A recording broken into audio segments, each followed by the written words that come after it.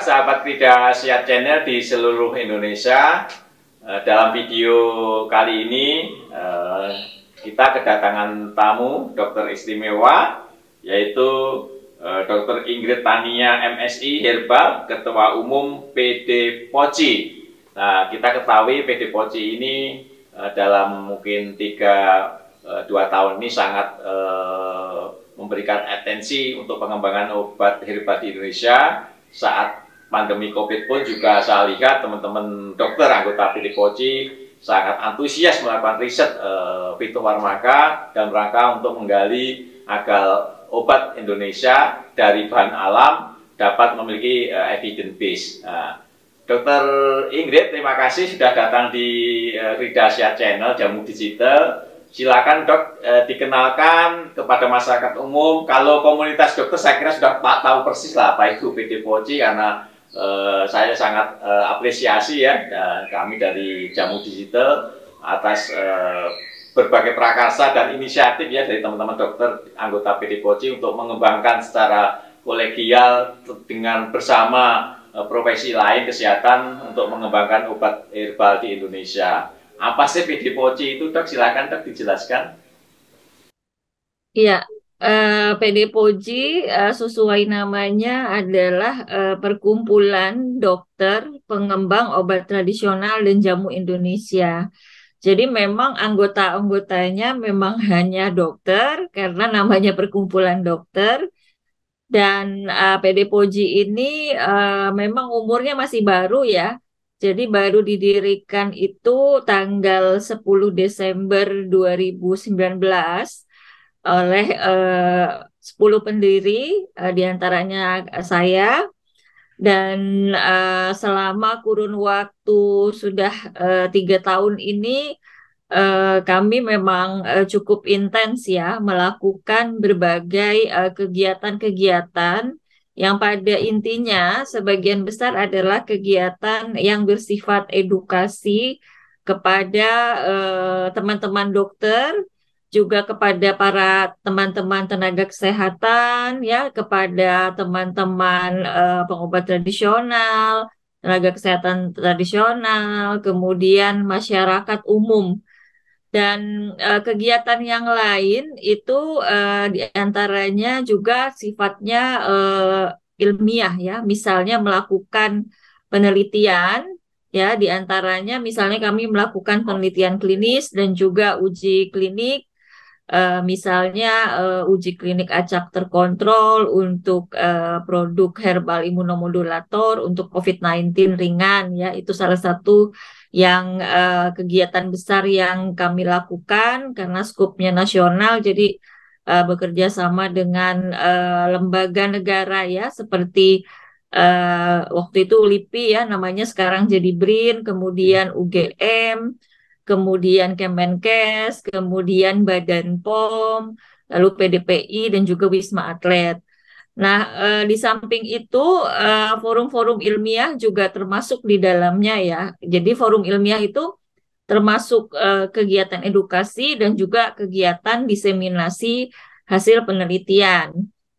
Kemudian kegiatan yang lain sebetulnya juga banyak sekali ya, diantaranya adalah advokasi regulasi ya. Advokasi regulasi ini terkait bagaimana agar obat bahan alam kita itu bisa semakin dikenal masyarakat, artinya melalui regulasi-regulasi yang sesuai, pemanfaatannya semakin meningkat ya. Kemudian juga advokasi regulasi yang lain yang terkait pelayanannya, artinya pelayanan kesehatan dengan obat bahan alam itu juga kami berupaya agar tercipta regulasi-regulasi yang memang mendukung peningkatan pemanfaatan obat bahan alam di pelayanan kesehatan.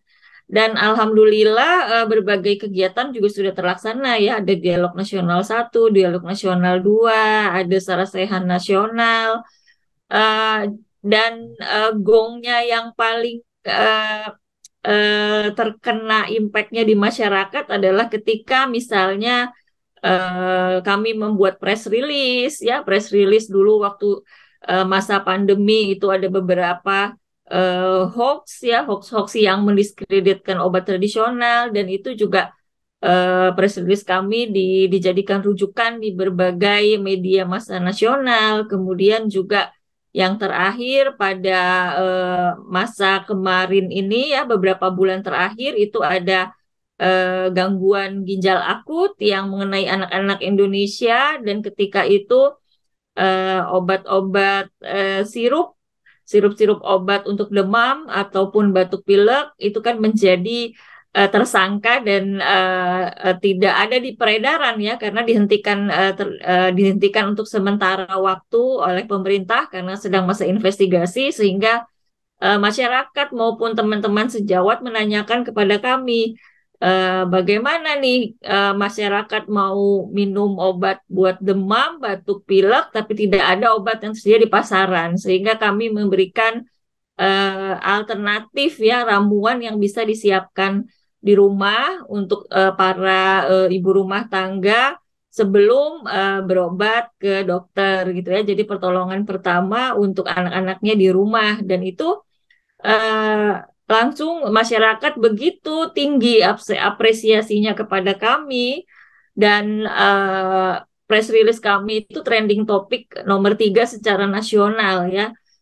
Kemudian dari media sosial kami juga aktif ya, memberikan edukasi kepada masyarakat, dan media sosial seperti Instagram kami @pdpoji_official itu followernya sudah 10.000 lebih ya, dari teman-teman sejawat dokter, juga para tenaga kesehatan, pegiat jamu, pegiat obat bahan alam ya, peneliti, dan juga masyarakat luas.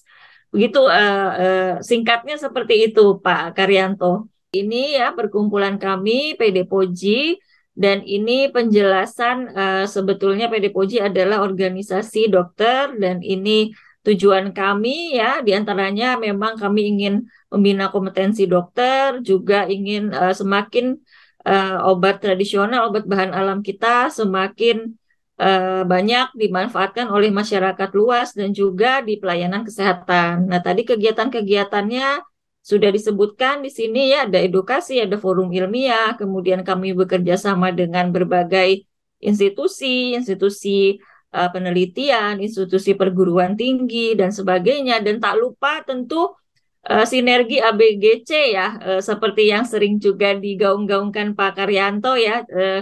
Community di sini termasuk juga ABGCM ya. Kadang orang memperpanjang dengan M-nya media ya. Jadi community and media itu juga merupakan mitra strategis dan banyak mendukung kegiatan-kegiatan kami ya, media TV, media radio, dan sebagainya, dan juga media massa cetak maupun media massa online. Termasuk jamu digital juga ya, kita sudah sering berkolaborasi ya Pak Karyanto.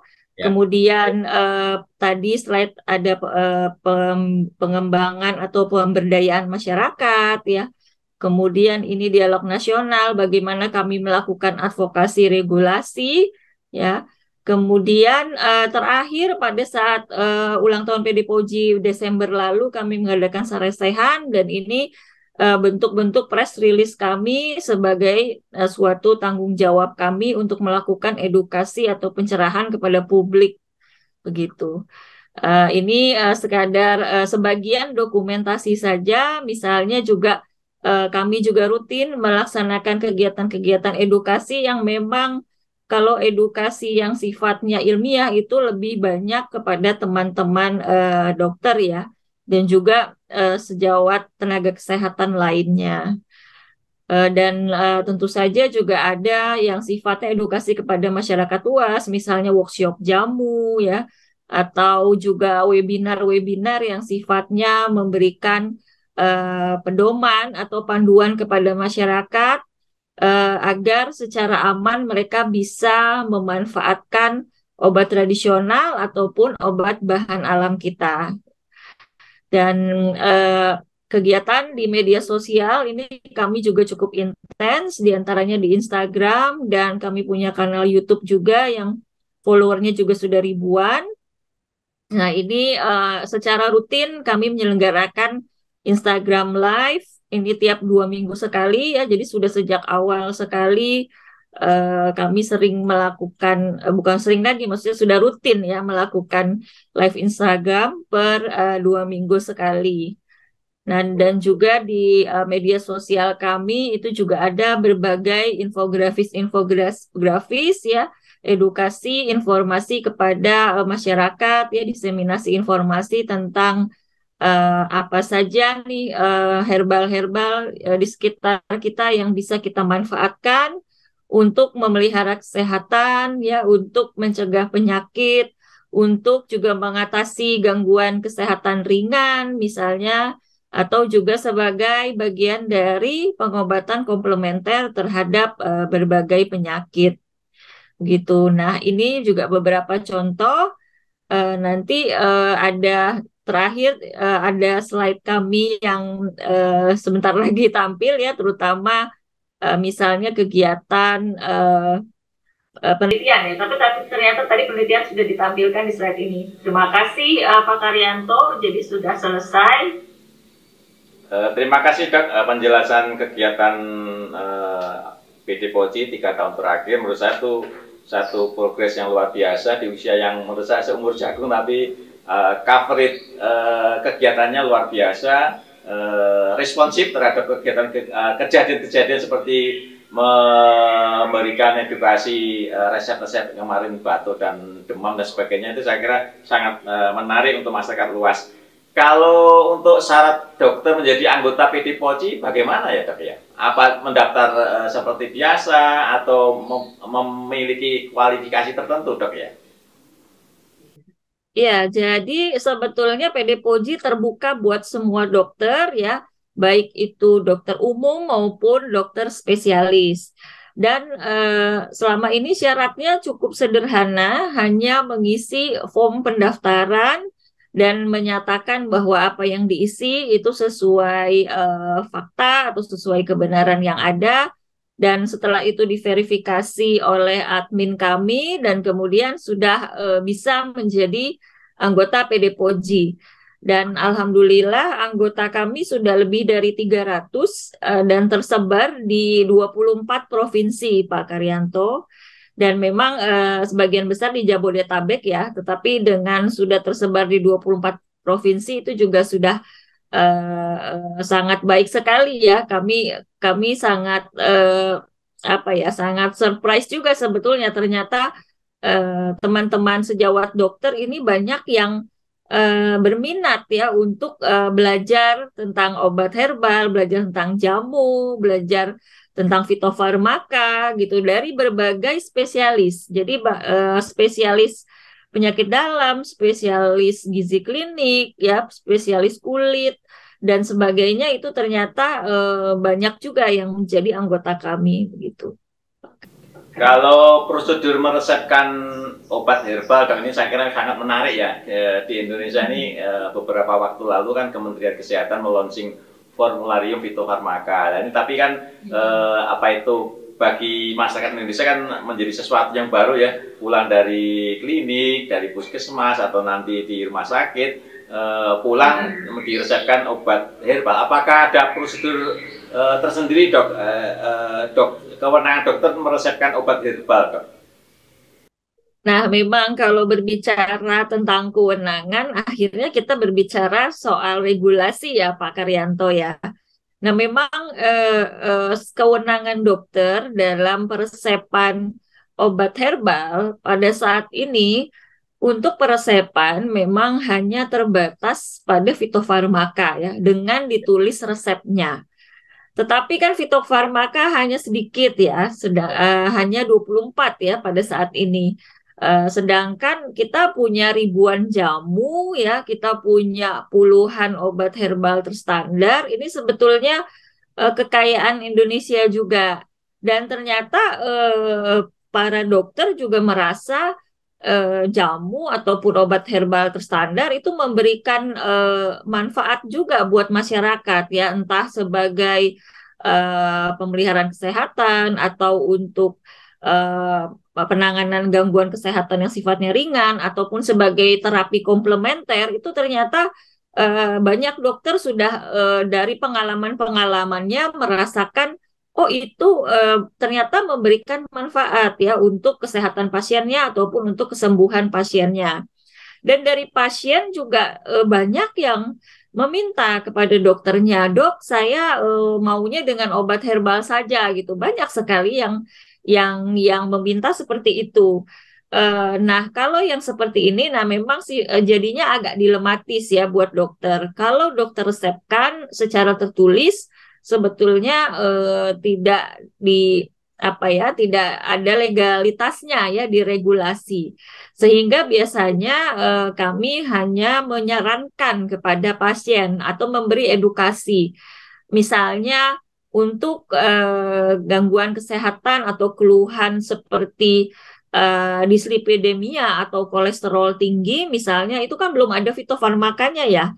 Jadi sedangkan pasien ingin dengan obat herbal dan pengalaman dokter-dokter juga dan juga pengalaman pasien menunjukkan ada perbaikan dengan obat herbal. Nah, akhirnya dokter dengan keilmuan yang dimiliki memberikan edukasi secara personal begitu kepada pasiennya, misalnya dengan menyarankan pasiennya agar memakai herbal-herbal tertentu, apakah OHT ataukah jamu ataupun jamu segar yang bisa diracik sendiri di rumah, dan dokter memberikan edukasi bagaimana cara membuatnya atau cara menyiapkannya dan juga cara konsumsinya. Dan ini juga tentu saja tidak terlepas dari kerjasama dengan tenaga kesehatan lain, misalnya apoteker yang ada di Fasiankes ya, bagaimana apoteker juga membantu memberikan edukasi kepada pasien, misalnya tentang cara penggunaan obat herbal. Begitu Pak Kar. Jangan lupa tonton video menarik kami lainnya. Jadi tantangannya ya dok, agar para dokter dapat meresepkan obat herbal yang sudah evidence based, itu sekarang tantangan bagaimana mempercepat uji fitofarmaka tanpa mengurangi GMP-nya, good clinical practice-nya. Kalau dari pengalaman dokter Ingrid nih, kan kemarin juga terlibat dalam penelitian fitofarmaka ini, apa sih strateginya agar fitofarmaka itu setahun, kalau saya pikir kalau bisa setahun ada 5 produk, mungkin 10 tahun lagi kan ada 50 dengan kategori yang dipilih, yang utama kategori penyakit yang paling tinggi angka prevalensinya di Indonesia. Saya kira akan memudahkan para dokter memilih obat yang sudah evidence based ya dok ya. Iya, betul sekali Pak Karyanto. Ini memang pertambahan fitofarmaka kita lambat sekali ya. Jadi setahun aja belum tentu tambah satu tuh ya. Dan memang uji klinik fitofarmaka selama ini cukup rumit ya. Jadi bisa dikatakan standarnya hampir disamakan dengan obat konvensional. Padahal obat herbal sebagai calon fitofarmaka itu kan memiliki karakteristik-karakteristik yang berbeda dengan obat konvensional. Misalnya kita lihat senyawa aktifnya saja ya. Kalau obat konvensional hanya satu senyawa aktif, sedangkan kalau obat herbal itu bisa ratusan, bahkan ada yang ribuan senyawa aktif. Nah, apalagi kalau herbalnya berupa ramuan, misalnya sediaannya berupa campuran dari beberapa ekstrak. Nah, itu tentu akan lebih rumit lagi. Nah, sebenarnya dengan keterbatasan ilmu saat ini, artinya begini, ilmu farmakokinetik kita kan sebetulnya belum bisa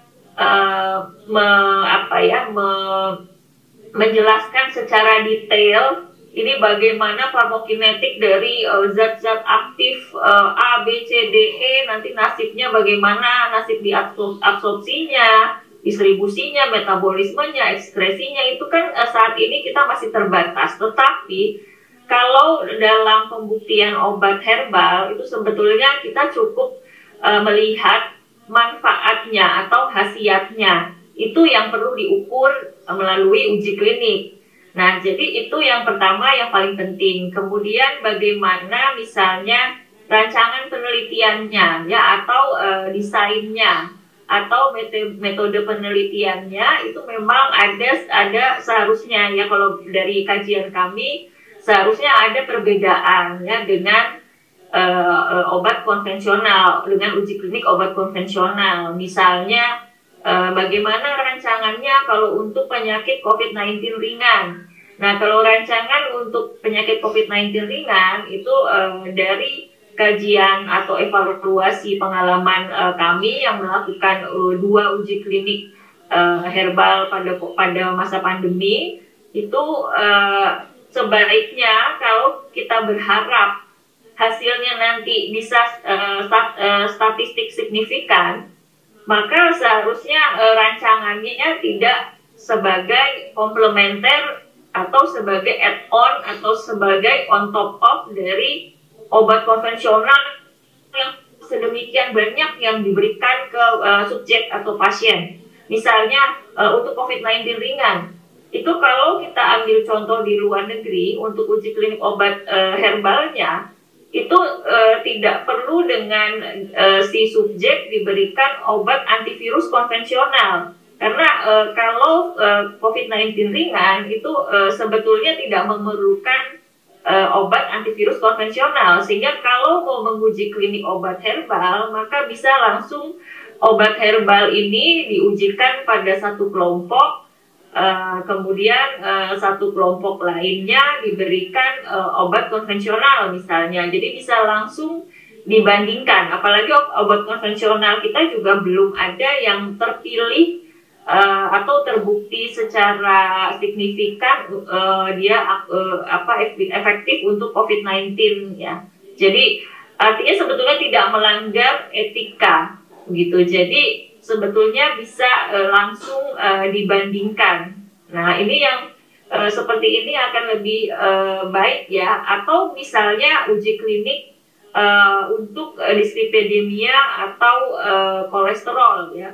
Itu juga sebetulnya kalau untuk penyakitnya ringan, maka bisa dibandingkan langsung antara obat herbalnya pada satu kelompok dibandingkan langsung dengan kelompok lain yang diberikan obat konvensional. Itu juga kalau ternyata hasilnya setara, itu akan baik sekali dan si obat herbal ini bisa menjadi fitofarmaka gitu. Dengan cara seperti ini biasanya akan lebih cepat. Di samping juga metode-metode lain, misalnya reverse pharmacology, misalnya dari ramuan-ramuan yang dipakai selama ini oleh masyarakat, kita lihat secara observasi klinis dulu. Dengan observasi klinis hasilnya baik, maka itu bisa langsung dilanjutkan dengan uji klinik. Tetapi tentu saja perlu standarisasi dari ekstrak yang digunakan ya. Nanti setelah itu bisa dilakukan uji klinik, dan kalau hasil efektif secara statistik signifikan, maka itu juga bisa langsung menjadi fitofarmaka. Jadi begitu Pak Karyanto kalau usulan-usulan dari kami.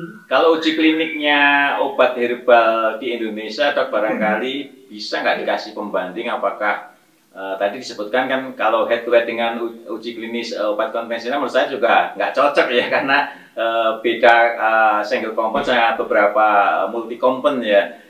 Kalau di negara lain, Dok, apakah juga seperti yang dilakukan di Indonesia protokolnya, atau kita malah mungkin terlalu tinggi standarnya sehingga mungkin cukup menyulitkan rekan-rekan yang ingin meningkatkan OHT-nya menjadi level fitofarmaka, Dr. Ingrid?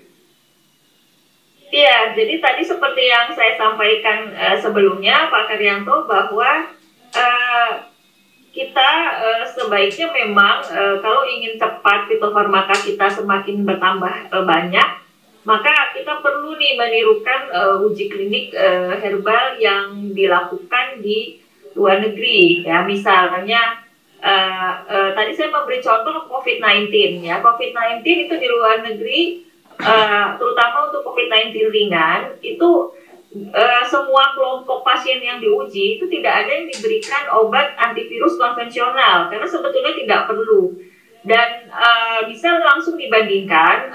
Misalnya satu kelompok diberikan diberikan terapi herbal untuk COVID-19 ringan, herbal yang akan diuji. Dan tentu saja kelompok yang ini juga tergantung, dia sifatnya individual. Kalau membutuhkan oksigen, maka diberikan oksigen. Membutuhkan paracetamol sebagai anti demam, bisa diberikan. Jadi yang sifatnya supportive care saja, satu kelompok diberikan supportive care plus obat herbal. Kelompok yang lain lagi cukup supportive care saja dan placebo. Sehingga dari kelompok 1 dengan kelompok 2 bisa langsung dibandingkan, ya. Jadi kelompok 1 dengan terapi obat-obat supportive care atau simptomatik plus herbal dibandingkan dengan kelompok 2 yang hanya diberikan obat-obat supportive care atau obat-obat simptomatik seperti tadi misalnya paracetamol ataupun pemberian oksigen misalnya, itu bisa langsung dibandingkan. Jadi kalau satu kelompok atau dua kelompok semuanya diberikan obat antivirus konvensional, nanti biasanya hasilnya nggak akan berbeda secara signifikan, begitu.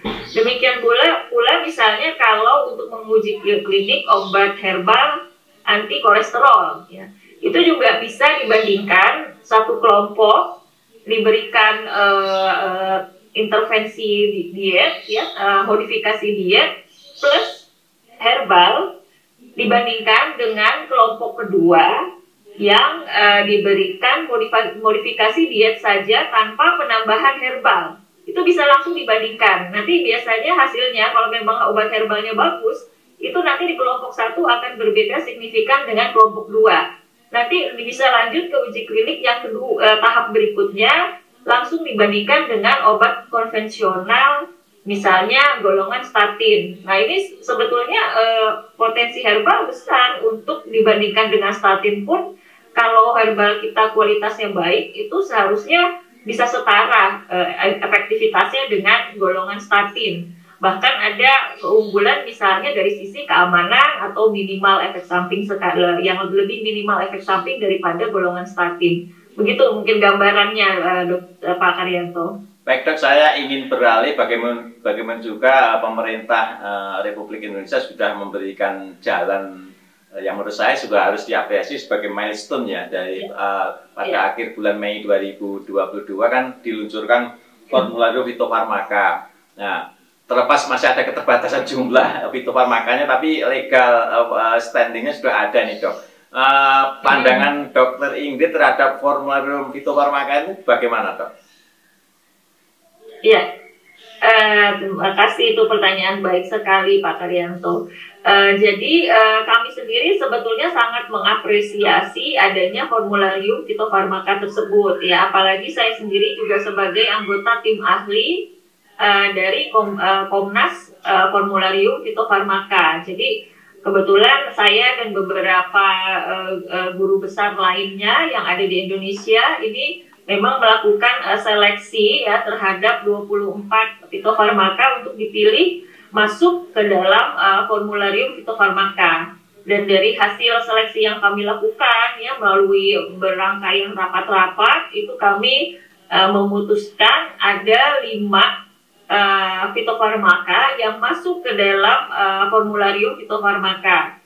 Dan pertimbangannya kenapa dipilih, yang terpilih itu adalah tadi ya 5 fitofarmaka tersebut karena yang pertama pertimbangannya adalah tentu dari sisi kemanfaatan yang luas ya, bisa untuk indikasi yang cukup banyak dipakai atau dialami oleh masyarakat, misalnya untuk herbal-herbal atau fitofarmaka penurun gula darah misalnya, itu kan dibutuhkan oleh masyarakat luas ya, karena memang penderita diabetes mellitus banyak di Indonesia. Kemudian imunomodulator ya sebagai terapi komplementer pada penyakit-penyakit infeksi misalnya, dan juga fitofarmaka lainnya yang terpilih itu pertimbangan nomor 2-nya adalah keberlangsungan dari bahan bakunya ya, keberlangsungan dari bahan bakunya yang lebih terjamin dan juga semuanya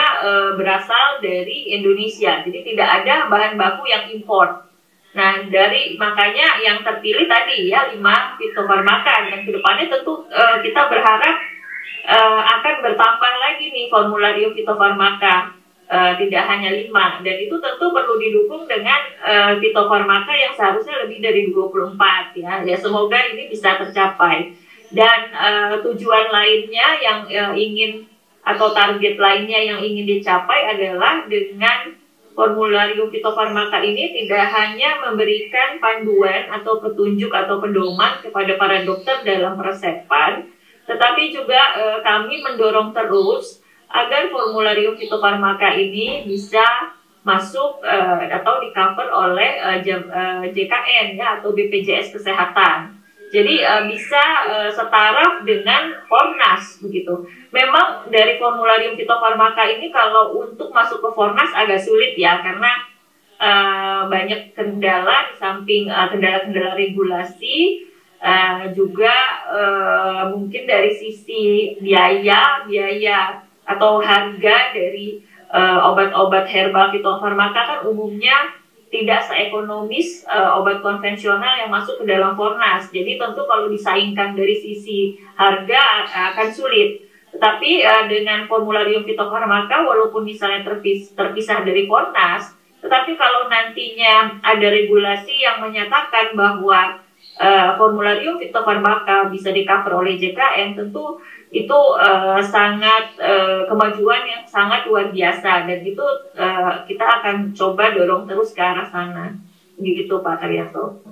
Dokter Ingrid, selain tadi belum adanya policy yang memungkinkan fitofarmaka masuk BPJS Kesehatan dalam skema pembiayaan, sehingga nanti pasien itu nanti pasien yang pemilik kartu Indonesia Sehat atau BPJS Kesehatan bisa menerima resep fitofarmaka. Satu sisi kalau harga dok sebetulnya kalau saya dengar dari produsen sebetulnya kan karena skala produksinya belum besar sehingga skala ekonominya belum tercapai. Tapi kalau nanti bisa masuk di BPJS Kesehatan dengan apa itu demand yang sangat besar, sehingga juga secara ekonomis masuk akal sih kalau harganya bisa diturunkan. Menurut pandangan dokter gimana dok? Selain strategi kebijaksanaan yang harus difasilitasi, kalau dari segi harga ini menurut saya sih memang bisa ditekan kalau demand-nya besar itu dok. Iya, iya, kalau demand besar kan artinya memang nanti akan produksinya akan lebih banyak ya, artinya akan lebih massal, sehingga nanti biaya produksi, biaya marketing akan bisa lebih ditekan ya.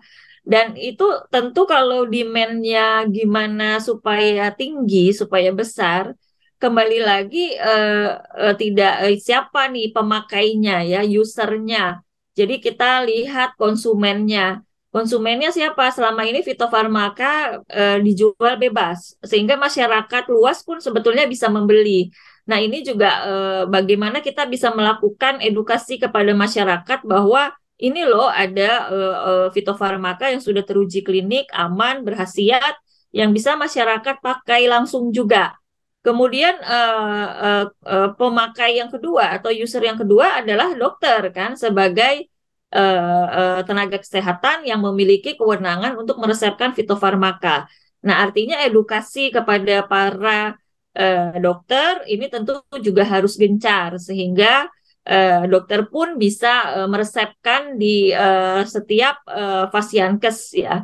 Tetapi kembali lagi nanti akan seperti apa ya, lingkaran setan ya, karena kadang-kadang kalau di fasiankes seperti puskesmas ataupun RSUD itu juga sering ditanyanya ya seperti itu juga, apa sudah di cover BPJS Kesehatan, apa sudah di cover JKN. Nah, akhirnya ini juga akan berpengaruh karena artinya pasien harus membeli sendiri gitu. Kalau ada fitofarmaka bisa secara regulasi langsung dinyatakan bisa di cover oleh JKN atau BPJS Kesehatan, tentu itu akan suatu menjadi lompatan yang tinggi ya, lompatan yang besar, sehingga dari situ bisa demand-nya bisa langsung tinggi juga Pak Karyanto. Dan mungkin juga strategi lain dengan menjadikan fitofarmaka atau mengeluarkan fitofarmaka dari klasifikasi obat tradisional Karena sebetulnya fitofarmaka kalau kita lihat dari proses produksi hingga bagaimana cara pembuktian keamanan khasiatnya hingga teruji klinik kan itu sebetulnya proses-proses yang sama dengan obat konvensional, sehingga ada beberapa ide atau masukan untuk mengeluarkan fitofarmaka dari golongan obat tradisional, tapi dimasukkan sebagaimana obat bahan alam, dan obat bahan alam ini sebagai bagian dari obat. Sehingga yang seperti ini juga akhirnya bisa di cover oleh JKN karena tergolong sebagai obat gitu ya, bukan obat tradisional. Nah, ini tentu wacana-wacana seperti ini perlu bersama-sama didiskusikan oleh semua stakeholders ini bagaimana agar fitofarmaka ini bisa demand-nya semakin besar, semakin tinggi, ataupun bisa langsung dipertimbangkan atau ditetapkan sebagai suatu obat yang bisa di-cover JKN. Begitu Pak Karyanto. Jangan lupa tonton video menarik kami lainnya. Dok, beberapa tahun yang lalu saya kebetulan pergi ke Manila sama ke Kamboja, itu ketemu beberapa dokter di rumah sakit besar dan juga di klinik-klinik yang agak di daerah perifer. Itu ternyata mereka sudah menggunakan obat herbal fitofarmaka yang sekarang oleh teman-teman produsen di branding sebagai obat modern asli Indonesia. Ini saya kira fenomena yang menarik ya dok ya, sehingga penetrasi pasar obat herbal homeopatis sudah tidak hanya di Indonesia. Sebagai kalau Pak Presiden Joko Widodo kan menggaungkan bangga buatan Indonesia, ternyata ometes sudah digunakan oleh sejumlah dokter di kawasan ASEAN ini. Fenomena ini menurut Dokter Ingrid sesuatu banget sih menurut saya. Bagaimana pandangan PD POCI, Dokter Ingrid, dengan fenomena ini? Iya, sebetulnya itu sangat baik sekali Pak Karyanto. Jadi tadi menyambung apa yang saya sampaikan, misalnya ada ide atau wacana, ada misalnya usulan fitofarmaka itu dianggapnya bukan sebagai obat tradisional, tapi sebagai obat bahan alam, dan itu sebetulnya omai kan termasuk di situ ya. Sebetulnya kan omai adalah obat bahan alam modern asli Indonesia, tapi yang kita singkat menjadi obat modern asli Indonesia.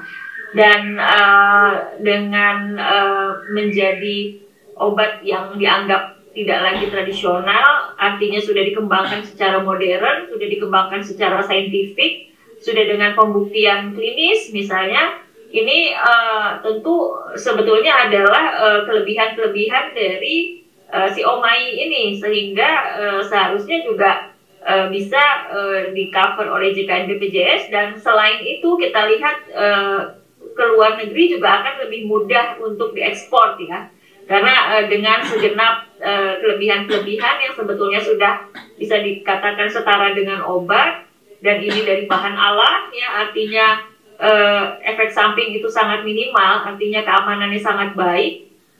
Tidak hanya efektivitasnya, tetapi keamanan juga menjadi faktor yang penting sekali, dan itu bisa diekspor ke luar negeri. Dan dengan segala label-label yang positif seperti itu yang dipunyai, akhirnya bisa dipakai oleh dokter-dokter konvensional di luar negeri, termasuk misalnya di dalamnya ASEAN.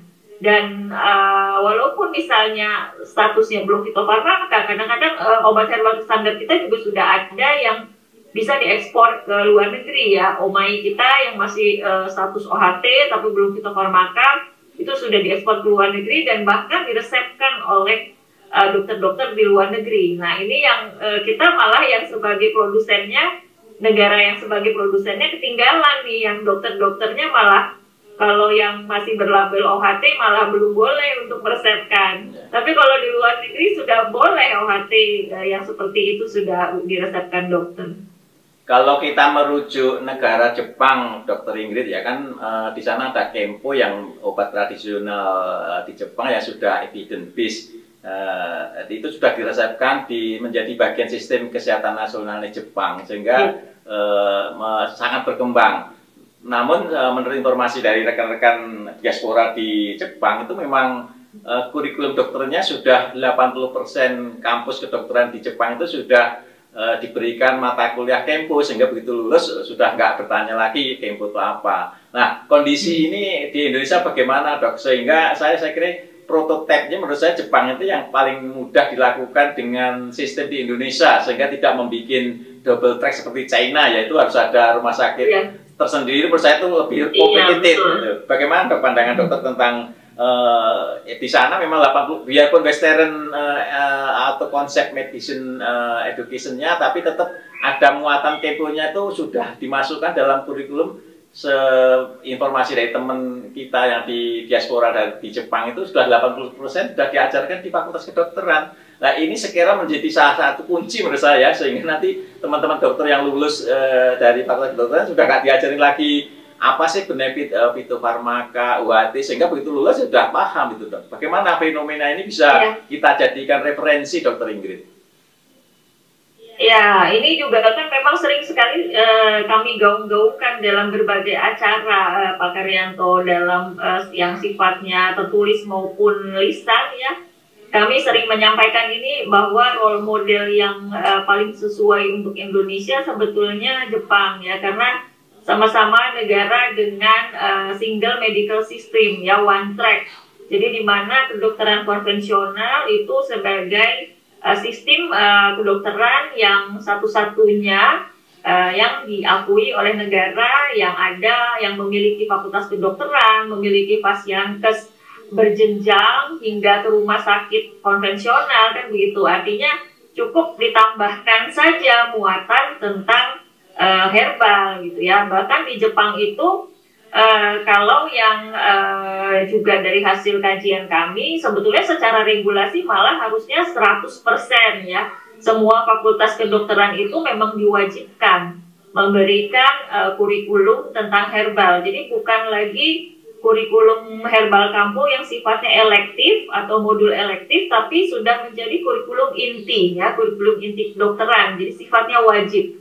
Sehingga semua dokter di sana memang ketika lulus menjadi dokter itu sudah memiliki kompetensi ya sebagai dokter yang bisa memberikan pelayanan konvensional maupun pelayanan secara tradisional komplementer.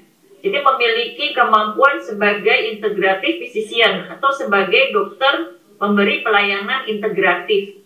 Nah, kemudian karena kompetensinya ada, artinya legalitasnya pun menjadi melekat ya, melekat di dalamnya. Artinya semua dokter di sana ya memiliki legalitas untuk meresepkan segala macam obat herbal yang memang sudah terbukti secara ilmiah ya. Artinya dapat dipertanggungjawabkan. Dan kampo-kampo di sana walaupun statusnya misalnya belum fitofarmaka. Jadi ada kan sebagian kampo mereka belum diuji klinik, tetapi sudah teruji secara praklinik dan sudah terstandar bahan bakunya maupun produk jadinya. Sehingga yang seperti ini juga tetap bisa diresepkan oleh dokternya, karena keamanannya itu juga sudah, setidaknya keamanannya sudah terjamin ya, secara praklinik ataupun secara empirik. Dan juga manfaatnya secara empirik kan sudah terbukti ribuan tahun. Dan ini pengalaman empirik atau bukti empirik itu dihargai di sana, sehingga dokter bisa meresepkan. Dan bahkan kampo yang sudah seperti fitofarmaka yang sudah teruji klinik itu otomatis di-cover oleh asuransi kesehatan nasional gitu. Dan ini kita sangat berharap Indonesia bisa seperti itu ya, supaya semua fakultas kedokteran di Indonesia itu ada kurikulum yang sifatnya wajib ya tentang herbal, masuk ke dalam kurikulum inti, bukan kurikulum yang atau modul yang sifatnya elektif. Sehingga dengan kompetensi yang dimilikinya, maka dokter memiliki legalitas untuk meresepkan, dan ini tentu akan mendorong bisa cepat masuk atau di-cover ke dalam JKN. Kendalanya apa? Kendalanya apa, Dok ya? Kalau menurut saya sih, kalau ditambahkan kalau dokter kan tidak kita dorong untuk meresepkan jamu ya, jamu memang bisa dijual di online OTC ya, dimanapun bisa dibeli. Jadi kenapa kendalanya paling tidaklah diberi satu mata kuliah UHT sama fitofarmaka yang sudah evidence based, sehingga begitu keluar lulus sudah paham nih, oh kalau yang OAT sudah praklinis, bagaimana apa itu kajiannya yang lebih lengkap, yang fitofarmaka atau kita branding sebagai OME, sehingga akan mempercepat apa itu mindset dokter bahwa uji klinis di herba itu sudah setara dengan yang dilakukan dengan konvensional. Kendalanya kira-kira apa ya dok? Belum bisa di mata kuliah ini belum bisa diadopsi di kurikulum Fakultas Kedokteran di Indonesia. Iya, kendalanya lagi-lagi ya kita harus lihat root cause-nya ya. Root cause-nya adalah regulasi kembali ya. Mohon maaf, jadi saya juga sering bicara regulasi karena untuk menyelenggarakan suatu pendidikan di Fakultas Kedokteran kan memang harus ada regulasi yang memang menyatakan itu boleh gitu kan. Nah, regulasinya ini kan belum ada, dan seharusnya ada regulasi yang memang jelas-jelas secara eksplisit menyatakan bahwa kurikulum Fakultas Kedokteran wajib memiliki modul yang sifatnya wajib atau kurikulum inti tentang herbal Indonesia. Gitu. Jadi kalau ada regulasi yang eksplisit bisa tertulis seperti itu, maka tentu saja semua fakultas kedokteran saya yakin dan percaya akan menerapkan itu. Karena kebutuhan itu jelas ada, gitu ya. Dan bahkan dokter-dokter kan juga merasakan kalau masyarakat kita itu begitu banyak yang percaya dengan herbal ya, akan keamanannya dan juga khasiatnya, sehingga ketika masyarakat meminta, masyarakat membutuhkan, tetapi dokternya belum bisa memenuhi permintaan dari masyarakat, tentu ini akan menjadi suatu kendala ya. Jadi atau menjadi suatu masalah. Jadi yang pertama-tama tentu regulasi ya. Jadi dari Kementerian Pendidikan Kebudayaan ini mesti duduk bareng dengan Kementerian Kesehatan dan juga duduk bareng dengan Konsil Kedokteran Indonesia, dengan Asosiasi Perguruan Tinggi atau Asosiasi Fakultas Kedokteran se-Indonesia untuk merumuskan ini ya regulasinya. Kalau regulasinya udah ada, maka nanti akan bisa disusun bareng-bareng bagaimana kurikulumnya yang sifatnya terstandar begitu. Ya, mudah-mudahan Dokter Ingrid, karena kalau regulasi itu kan menurut saya sih dapat diselesaikan sangat cepat, karena ini kan juga tidak perlu banyak melibatkan apa itu harus sepertujuan DPR kalau membuat undang-undang kan. Menurut saya sih mestinya bisa lebih cepat, karena ini hanya sepanjang teman-teman di Asosiasi Perguruan Tinggi Kedokteran kalau ada mungkin bisa mempercepat ya. Tapi sebetulnya saya ingin yang lebih makro strategik lagi ya, dengan Indonesia sebagai negara mega biodiversitas, ini mestinya bisa menjadi keunggulan daya saing ya untuk dijadikan bahan baku obat lah. Saya ingin mendapat atau pandangan Dr. Ingrid sebagai Ketua Umum PD POCI, bagaimana ya keunggulan daya saing berupa biodiversitas ini bisa menjadi pilar untuk kemandirian di bidang kefarmasian. Ini pemerintah melalui Kementerian Kesehatan sudah menggaungkan 6 pilar, salah satunya ketahanan di bidang kefarmasian dan alat kesehatan. Nah, di kefarmasian menurut saya yang paling logik dan realistis adalah menggunakan bahan alam. Kalau menggunakan bahan kimia, kita kimia dasarnya juga masih lemah, Dokter Ingrid. Jadi sangat sulit mengharapkan kemandirian obat berbasis kimia, gitu, Dok. Bagaimana pandangan Dokter Ingrid? Bagaimana obat herbal berbasis biodiversitas ini bisa menjadi keunggulan daya saing bangsa, meningkatkan relisensi untuk di bidang kefarmasian, Dokter Ingrid? Iya, saya setuju atau senada dengan apa yang disampaikan Pak Karyanto ya, bahwa kemandirian bangsa itu terutama kemandirian kefarmasian itu sebetulnya potensi strategisnya yang besar itu sebetulnya dari obat bahan alam ya atau natural medicine.